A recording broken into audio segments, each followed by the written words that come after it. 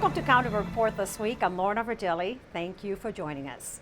The time has come for the redevelopment of Wheaton, which envisions the future of a walkable community. And to get the feeling of the upcoming changes in that part of town, County Executive Ike Leggett led a walking tour of the Wheaton Urban District. County Executive Ike Leggett led a recent walking tour of Wheaton. The county has officially issued a request for proposals to select the developer that will transform Wheaton's downtown into a walkable community. Well, I want mixed-use development here in Wheaton, but I also want it to be a walker community, a community whereby the community is very much involved in what happens. If we can't get that involvement, we can't get that participation, simply having new buildings without community input and without community involvement would not be successful. The long-awaited redevelopment of Wheaton will include the construction of new headquarters for the Maryland National Capital Park and Planning Commission, mixed-use development, and a town square similar to the one in Rockville. And at the forefront, providing accessible public transportation to future residents.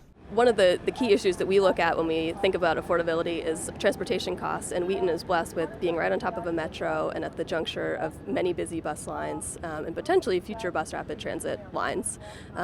When families don't have to own two cars or even any car at all, it cuts down on their transportation costs by a lot. I think that Wheaton is a place where a lot of people have called home because it has been affordable. So I think that we do have that element, and I don't believe that that's going to be altered in any way. What I see is an opportunity to bring perhaps some additional housing, not on a large scale, but additional housing that will speak to perhaps the young professional or maybe the couple who is willing and ready to downsize and want to live near Metro. And so the county already has specific percentages for affordable housing, but I think that the focus really is on the amenities, and it's really to create a destination spot. While redevelopment takes place in Wheaton, assistance will be provided to businesses in the area to guarantee that they can continue daily operations while awaiting for the improvements. Thankfully, Councilmember Navarro put together a bill that is going to help the small businesses with what is called the Small Impact Assistance Fund, and that is to help them offset some of the costs that they would have in losing some revenue potentially. We don't know what that's going to be. For County Report this week, I'm Michael Bruin. The town of Clarksburg is Montgomery County's last master planned development along the I-270 corridor. The evolution of this community has had its share of disappointments, but as Susan Kennedy reports, the future of Clarksburg is looking much brighter.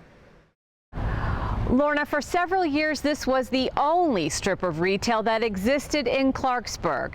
But now, thanks to the work of some residents and County Council member Craig Rice, that's changing. Well, it's really exciting to see some of the new developments that are coming up throughout Clarksburg, the residential developments. But it's also really exciting to see what's happening on the commercial and retail side. And I'm standing here right in front of Bennigan's here in Clarksburg that opened just a few short months ago. That is the first sit-down restaurant here in Clarksburg. So it's a great progression for us. It's great to see that we're having new and exciting things that are coming here, and it's just really a sign of more things to come. A Harris Teeter grocery store is now under construction in Clarksburg Village. The retail center, which is located off Snowden Farm Parkway, will also house several other small retailers. A second grocery store is also planned for the Clarksburg Town Center site, which is still in the design phase. The new model for the center will include retail, residential, and government buildings. The only challenge is that it's not exactly what the community signed off on some years ago, so it will require working with the community to make sure that there's buy-in about this new vision. Right now, the Planning Board is working to resolve issues surrounding future development near the 10 Mile Creek watershed. Development in Clarksburg has occurred through a staging plan that balances development with infrastructure. That plan called for environmental monitoring in the watershed before allowing development to proceed. You know, there's certainly the environmental aspect that's firmly planted and rooted here in Clarksburg. We want to make sure that that continues. But at the same time, we also have to foster development and make sure that we're supporting the development that has been approved through our master plan. And so I think that the key for us is to achieve that balance, working with the planning board, working with the community, and working with developers to come up with a plan that represents protecting our environment, but also delivering on the expectations that our Clarksburg residents had when they decided to move here. Planners are scheduled to deliver their recommendations on 10 Mile Creek sometime this fall. In Clarksburg, I'm Susan Kennedy for County Report This Week. There is a program that is helping qualifying working families who file income tax returns to make ends meet in Montgomery County. Julie Rios Little reports from Rockville. Almost $1 million were added to the Working Family Income Supplement for the 2014 fiscal year. 3 council members who work on this bill tell us more about it. The Working Families Income Supplement is one of the most effective ways to address poverty at a minimal cost to the government. It's reducing the tax burden for working poor so that they can use that money for car payments or rent or food or, you know, whatever it is that they are having trouble with at that time. You've got, you know, the poorest people in your community are out there working, not seeing much improvement in income. You've got their costs going up. We still have inflation. We still have the, you know, the issue of the rising rents, and it just becomes harder and harder for those people to stay here.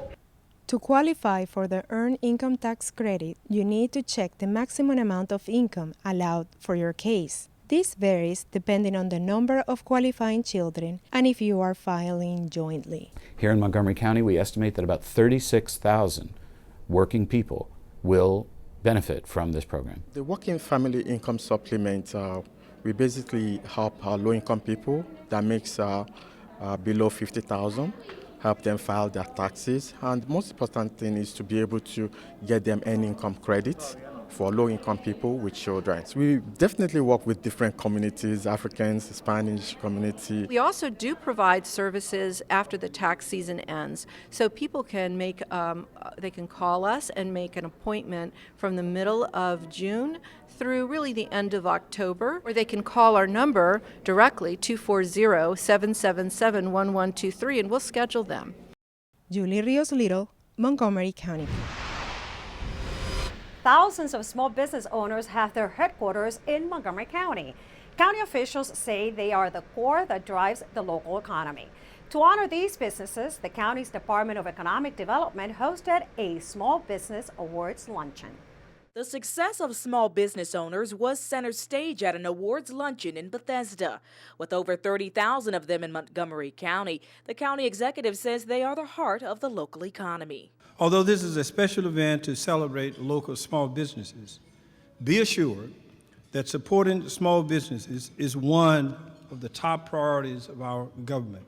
Leggett was among hundreds who honored 8 business owners at the first Small Business Awards luncheon. Tammy Darvish is the vice president of Dar Cars Automotive Group and led the honor in her keynote speech. Small business is very important right here in the county. You know, 33,000 small businesses that are registered, and they are as equally, if not more important than the large corporations that, you know, may set up headquarters here. From the local chocolatier to innovations in healthcare, the Small Business Awards ceremony shows just how important local business ownership is to the economy of Montgomery County. Eric Reed and his wife won Small Business of the Year for their chocolate-making company, Spangvola. We've been in business for 2.5 years, but this has been in the making for the last 10 years. We didn't know we were going to be chocolate makers. I mean, we always say that it was inspired by God, and basically the cocoa tree called us. Cha Mei Tang won Bioscience Company of the Year for creative microtech. Tang works with cancer patients to find a treatment that works best for their bodies. I think it's wonderful that we can have new diagnostics to help people in a personal basis that is individualized and not just for broad population, because the drugs are very individual. This awards luncheon is what organizers say is a small way to say thank you to businesses who help push Montgomery County's economy towards success. For County Report This Week, I'm Tamika Smith. When we come back, the county is taking action against elder abuse. And hundreds of residents participate in the Relay for Life of Rockville and raise thousands of dollars. Stay tuned. This summer, dig up some fun. Dig into reading. Who knows what you'll find? Explore with books and make the light shine. If you dig deep and are very clever, you'll find adventure and buried treasure. Watch the past unfold as stories are told. When you discover books, your imagination explodes. There's an amazing world right under your feet. Uncover the secret to make your summer complete. Visit your library and dig into reading. Did you know there are more than 10,000 county government phone numbers? But there's only one number you need to remember for non-emergency calls, 311. MC311 is Montgomery County government's online telephone information system. Need information? Have a problem or complaint? Trying to locate a county government facility? Call 311.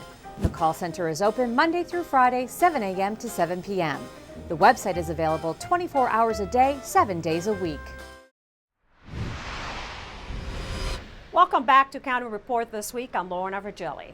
Elder abuse is a sad reality, and the county recognizes Elder Abuse Awareness Day with an event to provide information on this issue faced by seniors. 1 in 10 seniors will be abused in their senior years. With the elder population spiking in Montgomery County, officials want to make sure that family and caregivers are aware of resources to prevent abuse, neglect, and exploitation. This is open to seniors, to their caregivers, to family members, to professionals. There will be an opportunity for social workers to receive free continuing education units, and that's something that's important to them as they progress in their careers.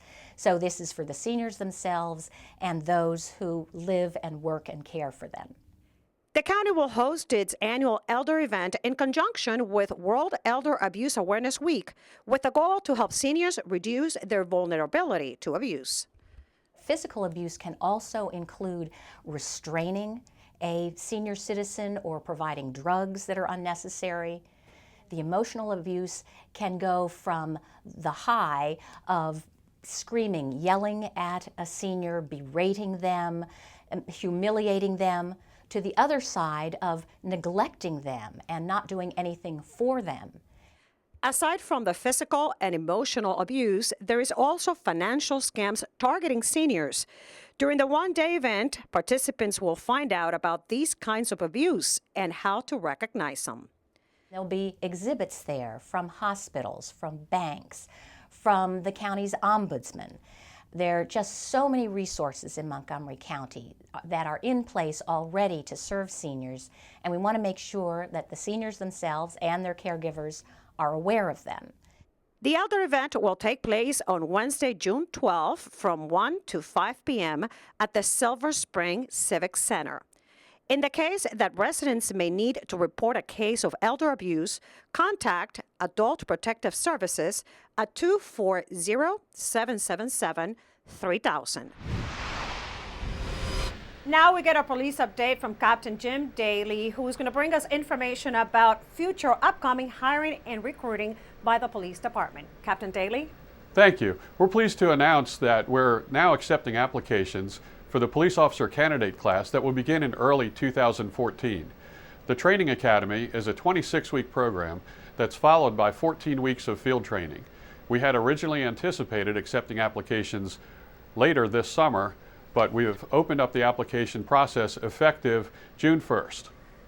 Where can candidates apply for these positions, and what is the size of the upcoming class?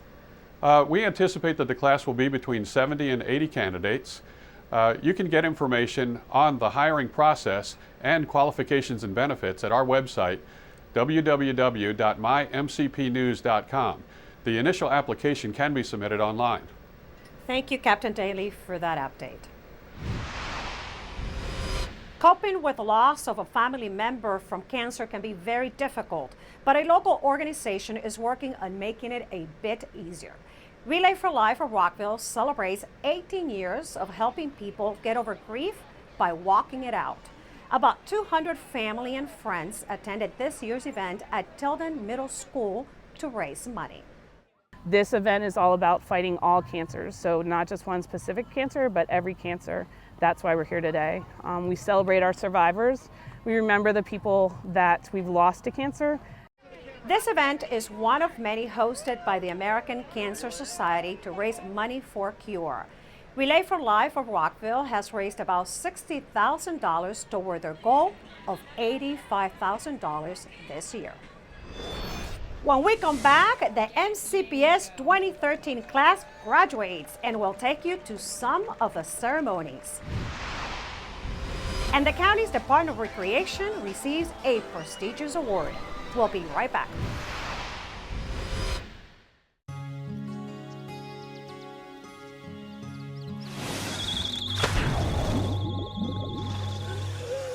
You can never know which pool safety step will save a life.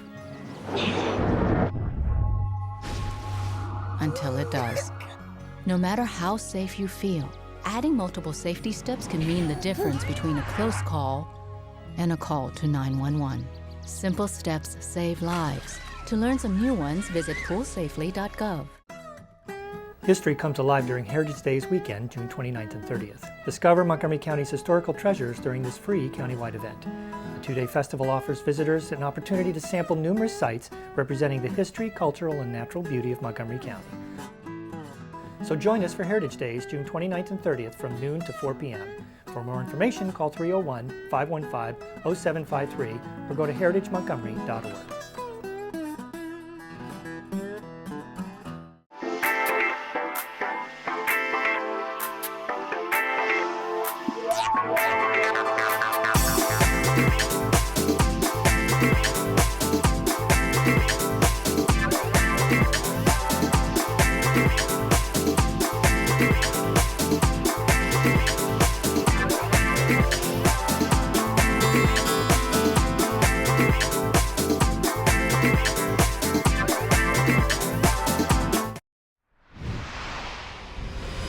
Welcome back to County Report This Week. I'm Lorna Virgili. As we near the end of another school year, we also say farewell to another class of graduates. MCPS class of 2013 donned their caps and gowns as Sprout family and friends took it all in. Montgomery County Public Schools has the story.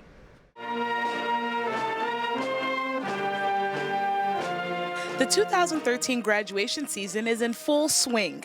More than 10,000 MCPS students will walk across the stage to receive their diplomas during 32 ceremonies. Sergio Dumiel Arispe.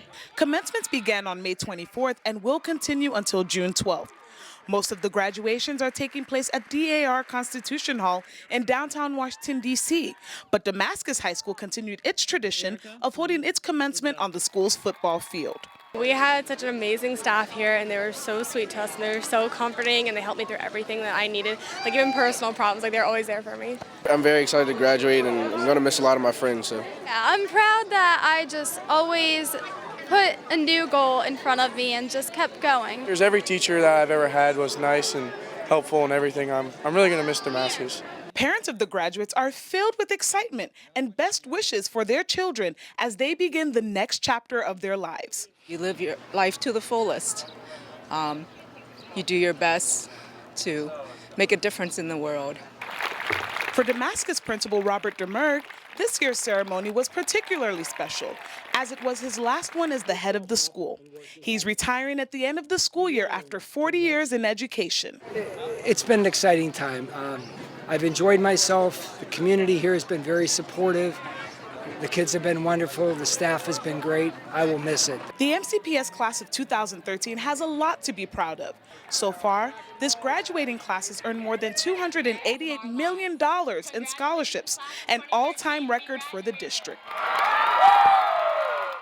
We wish all the graduates the best in their future endeavors.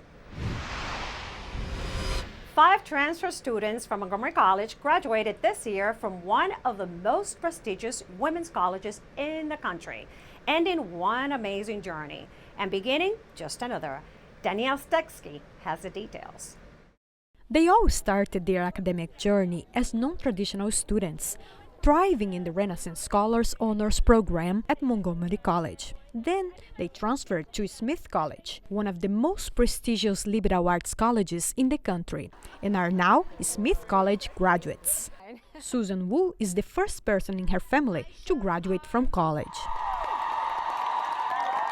It's important for me and my family. I think being a role model for my brothers and just making my parents proud. Jenna Burke, a former Montgomery College Board of Trustees scholar, is graduating in December, summa cum laude. She talks about how Montgomery College helped her to transition to another college environment. I was highly encouraged and helped and coached by Dean Nick and Professor Loth, who helped me with everything from the essays to preparing my statements to just getting the confidence to apply for Smith. When it comes time for a student to choose to enroll in a honors program, graduate Galia Meranova has some sage advice. The honors program is much better than any regular class at Montgomery College because professors are much more dedicated. Although it's, of course, a little bit more work for you to do outside of the classes, it's worth it at the end. And what does graduate Linnea Ogoti miss most about MC?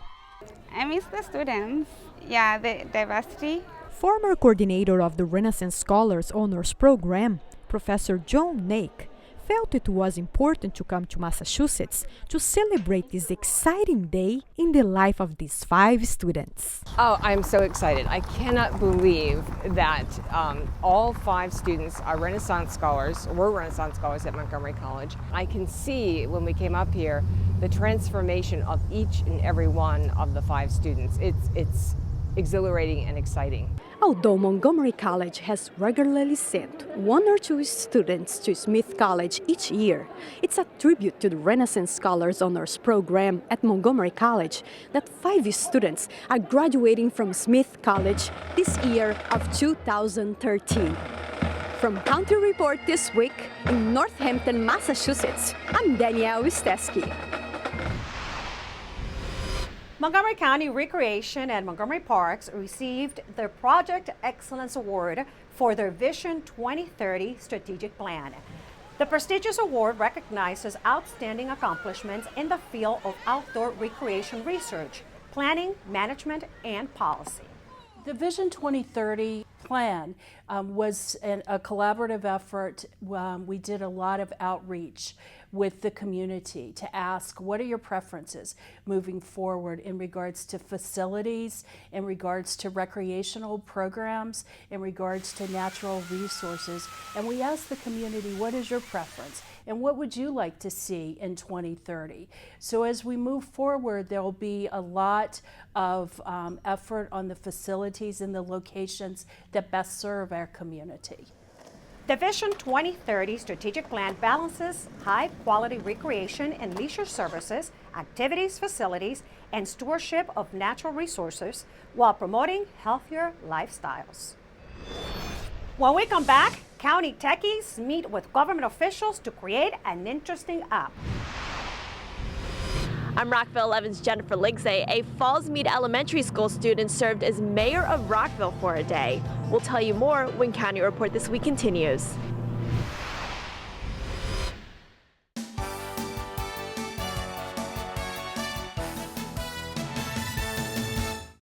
There's still time to register for summer session and fall semester classes at Montgomery College. Register in person at any of our 3 campuses or online anytime, 24 hours a day. The MC Libraries received a grant from the American Library Association and the National Endowment for the Humanities to host Let's Talk About It, Muslim Journeys, a 5-part reading and discussion series. The series will take place on the Tacoma Park Silver Spring campus during the spring 2014 semester. MC received a $10,000 grant from the Phase Foundation to support the engineering program. The grant will be used to fund efforts to recruit new students, support current students working on special projects, and to begin establishing the Phase Foundation Endowed Engineering Scholarship.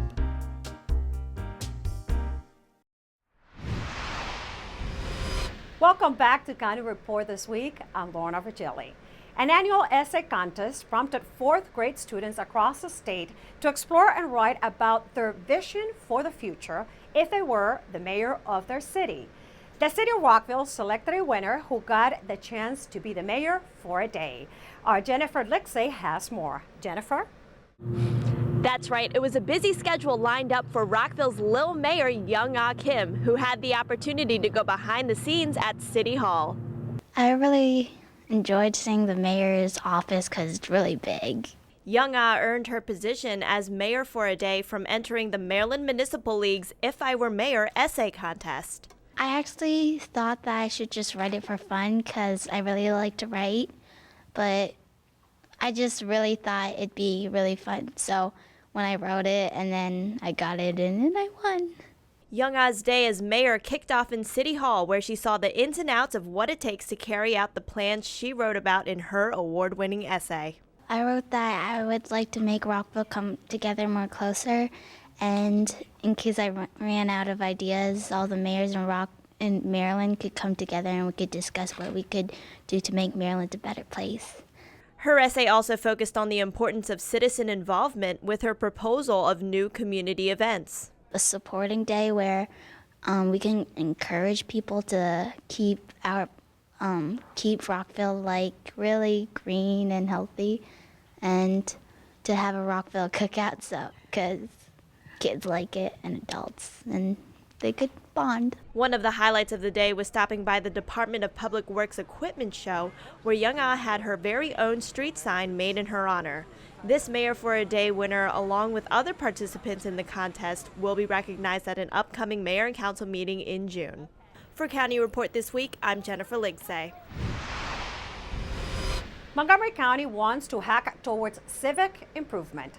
It's called Civic Hacking, a day when officials pitch their issues to residents and answers come from the community. During the county's first hackathon, about 50 people attended. Officials put 5 issues on the table. One of them is related to 311. So MC311 is our service request system. We publish data related to service requests, to tickets that folks have put into the system. So we're going to talk about how we can better inform people about what's going on in their neighborhood. Other issues include connecting excess food to shelters and building an app for environmental resources in the county. This event was one of about 95 held to pick the minds of techies, entrepreneurs, and activists around the country.